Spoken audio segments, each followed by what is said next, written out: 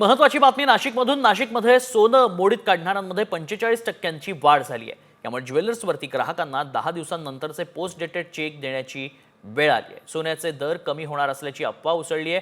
Social मीडियावरील मेसेजमुळे लोकांमध्ये संभ्रम निर्माण झाला आहे. त्यामुळे नाशकात 3 दिवसापासून खरेदीपेक्षा सोन्याची मोड करण्याचे प्रमाण वाढलं आहे. क्षमतेपलीकडे मोडीचे पैसे देण्यासाठी सराफा व्यावसायिकांना मोठी आर्थिक कसरत करावी लागते. मात्र व्हायरल होणाऱ्या पोस्टवर विश्वास ठेवू नये असं सराफा व्यावसायिकांचं म्हणणं आहे. व्हिडिओ व्हायरल झाला, यामुळे अनेक ग्राहकांमध्ये संभ्रम निर्माण झाला व त्यातून अनेक ग्राहक हे सोनं मोड करण्यासाठी बाजारात येऊ लागले किंवा फोन करून विचारणा करत आहेत. यामध्ये फरक असा पडला की अचानक सोने मोड वाढल्यामुळे जो सोन्याचा जो आमचा रेग्युलर भाव असतो तो काही प्रमाणात कमी झालेला आहे. मात्र हा घाबरण्याइतका नाही आहे. भविष्यात भाव वाढण्याचे चान्स जास्त असल्याने ग्राहकांनी सुद्धा घाबरून न जाता थोडं थांबून भाव हा 100% वाढतील आणि जरी कमी झाला तर गुंतवणूक म्हणून याच्याकडे पाहिलं पाहिजे व सुरक्षित गुंतवणूक म्हणून सोन्याकडे गुंतवणूक केली पाहिजे.